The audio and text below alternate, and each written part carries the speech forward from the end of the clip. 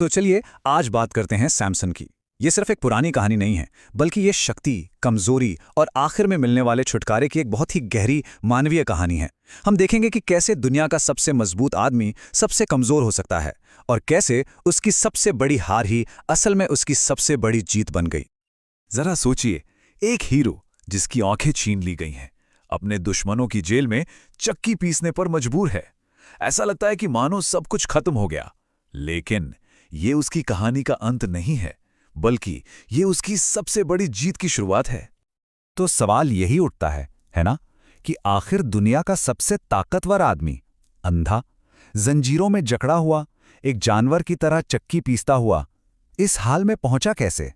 इस पहेली को सुलझाने के लिए हमें उसके जीवन के उतार चढ़ाव को समझना होगा और ये देखना होगा कि कैसे परमेश्वर से मिली बेहिसाब ताकत भी कभी-कभी इंसान की अपनी कमजोरियों के सामने छोटी पड़ जाती है। अच्छा, तो ये कहानी शुरू होती है एक चमत्कार से। उस समय इज़राइल पर फिलिस्तियों का राज था। जोरा नाम के एक छोटे से गांव में एक महिला थी जो एक बच्चे के लिए तरस रही थी। एक दिन उसकी प्रार्थनाओं का जवाब मिला। एक दिव्य दूत आया जिसने एक ऐसे बेटे का वादा किया जो अपने लोगों को आजाद कराएगा। देखिए, सैमसन की ताकत सिर्फ उसकी मसल्स में नहीं थी। नहीं, वो एक खास प्रतिज्ञा से जुड़ी हुई थी जिसे नाज़ीर की मन्नत कहते हैं। ये एक पवित्र वादा था जो उसे जन्म से ही परमेश्वर को समर्पित करता था, और यही उसकी अलौकिक शक्ति का असली सोर्स था। इस मन्नत के 3 बहुत सीधे साधे नियम थे और यही सैमसन के जीवन और उसकी शक्ति का आधार थे। उसके लंबे बाल, वो कोई फैशन नहीं था, बल्कि उसकी प्रतिज्ञा का एक बाहरी निशान था। ये नियम उसे बाकी दुनिया से अलग करते थे, उसे याद दिलाते थे कि उसकी शक्ति उसकी अपनी नहीं है। लेकिन जैसे जैसे सैमसन बड़ा हुआ, उसके अंदर एक लड़ाई शुरू हो गई।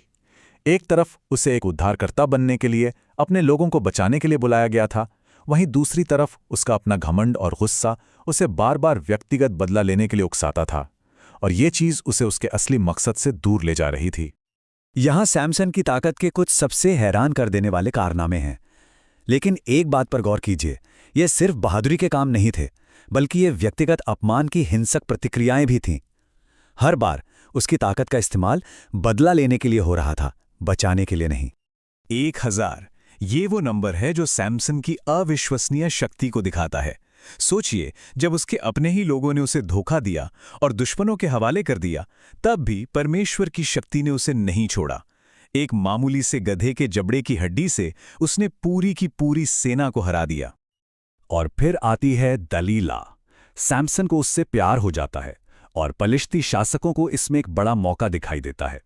वो जानते थे कि वे उसे लड़ाई में तो हरा नहीं सकते, इसलिए उन्होंने उसकी सबसे बड़ी कमजोरी पर हमला करने का फैसला किया, यानी उसके दिल पर।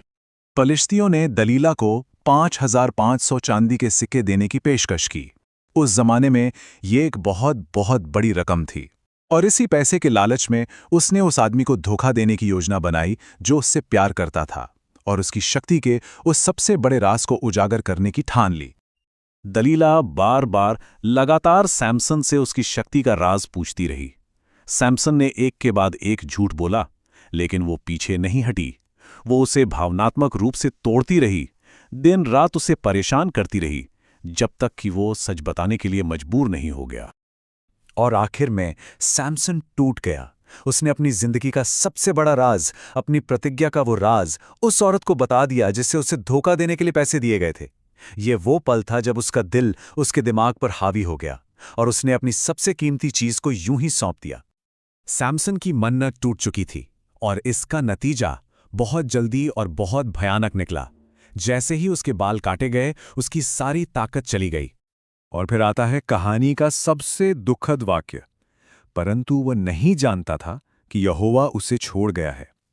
वो अपनी शक्ति को बुलाता है, ये सोचकर कि वो हमेशा की तरह खुद को बचा लेगा, लेकिन कुछ नहीं होता।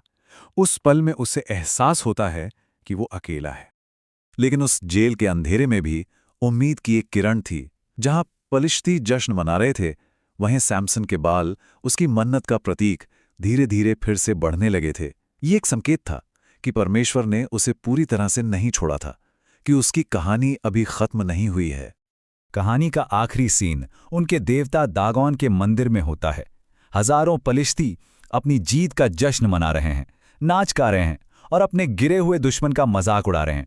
उन्हें इस बात का अंदाजा भी नहीं है कि वो अपने ही विनाश का मंच तैयार कर रहे हैं। सैमसन की ये आखिरी प्रार्थना बदला लेने के लिए नहीं है, नहीं, ये पूरी तरह से समर्पण की प्रार्थना है। वो आखिर में समझ जाता है कि ये ताकत कभी उसकी थी ही नहीं। अब वो अपनी ताकत पर नहीं बल्कि पूरी तरह से परमेश्वर पर निर्भर है। ये एक टूटे हुए इंसान की पुकार है जो अपनी शक्ति वापस नहीं बल्कि अपना मकसद वापस मांग रहा है। और ये स्लाइड एक बहुत ही जबरदस्त विरोधाभास दिखाती है। अपने जीवन में अपनी पूरी ताकत के साथ सैमसन ने एक बार में 1000 पलिश्तियों को मारा, लेकिन अपनी मौत के समय जब वो अंधा और कमजोर था, उसने 3000 से ज्यादा को मार डाला। यह हमें दिखाता है कि उसका सबसे कमजोर पल असल में उसका सबसे शक्तिशाली पल था। तो सैमसन की इस दुखद लेकिन शक्तिशाली कहानी से हम क्या सीख सकते हैं? देखिए, ये सिर्फ एक पुरानी कहानी से कहीं ज्यादा है। ये मानव स्वभाव के बारे में कुछ ऐसी सच्चाइयों से भरी है जो कभी नहीं बदलती।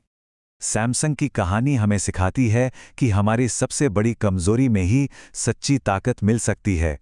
ये हमें याद दिलाती है कि असफलता अंत नहीं है, और जब हमें लगे कि हमने सब कुछ खो दिया है, तब भी छुटकारे की उम्मीद हमेशा रहती है। सैमसन की कहानी हमें एक आखिरी बहुत ही शक्तिशाली सवाल के साथ छोड़ जाती है। क्या हो अगर हमारी सबसे बड़ी असफलताएं ही वो जगह हों जहां से छुटकारे की शुरुआत होती है? शायद अंधेरे में ही हम असल में देखना सीखते हैं।